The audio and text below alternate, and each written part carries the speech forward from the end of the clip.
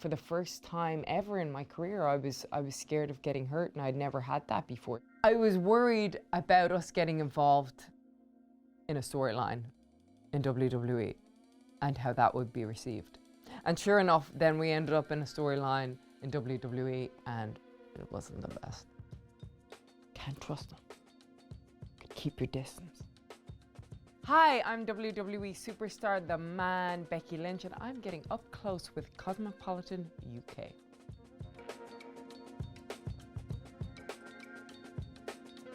What got me into wrestling was I failed PE at 15 years old, and I was a bit of I was up to no good. I was drinking and smoking all the funny stuff.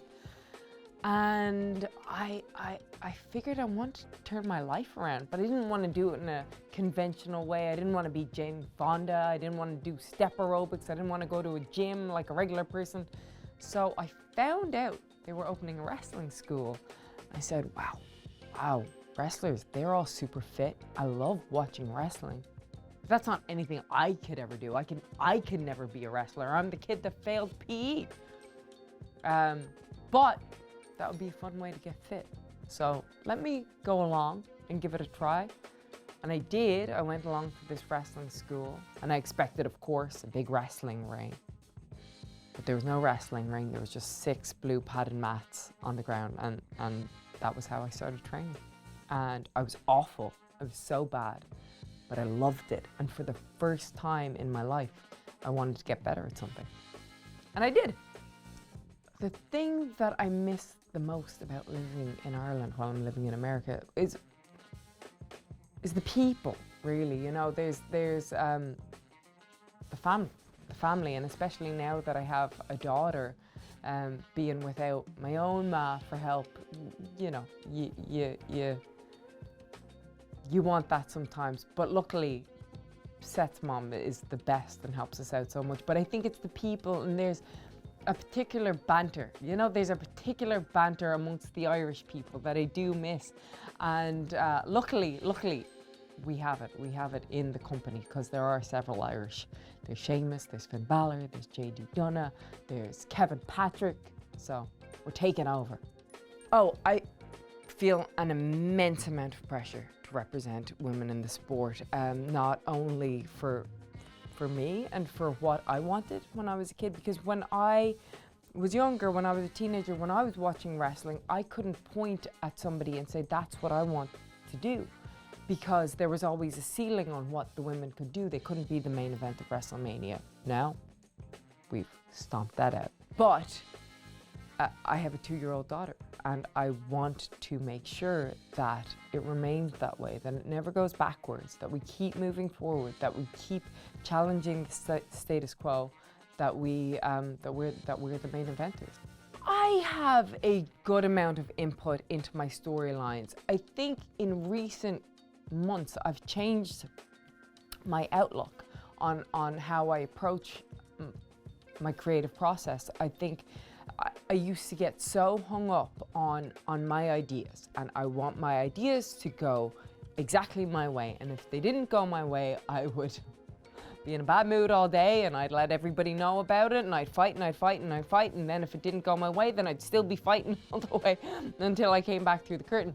And that takes up a lot of energy. And so instead of doing that, now I will take whatever creative is given to me, and I will say, okay, well, whether I like this or not, can we change this? Okay, we can't? Great. How do I make this the best it can possibly be? And so that's my creative process now, is kind of giving in to, it's not my company, it's not my sandbox.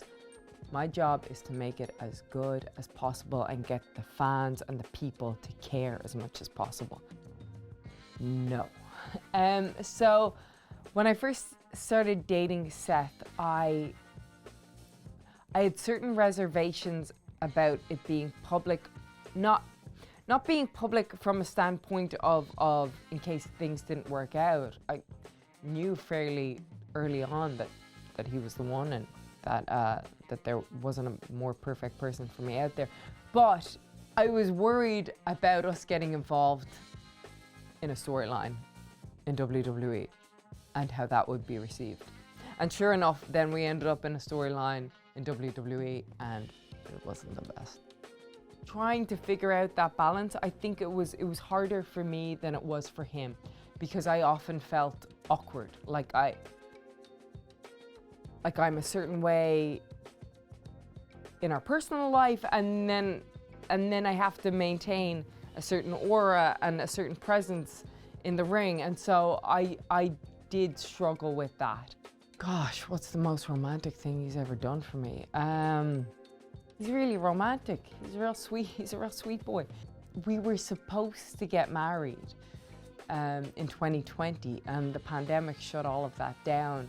But one night he had a personal chef come over and make us dinner, and he had gotten one of his friends who has a voice that I love. He's in a band called the Wonder Years. They're amazing, to sing this song, acoustic, that we've always associated with each other, called Fala Amo. And so he played that for me, and it was, oh.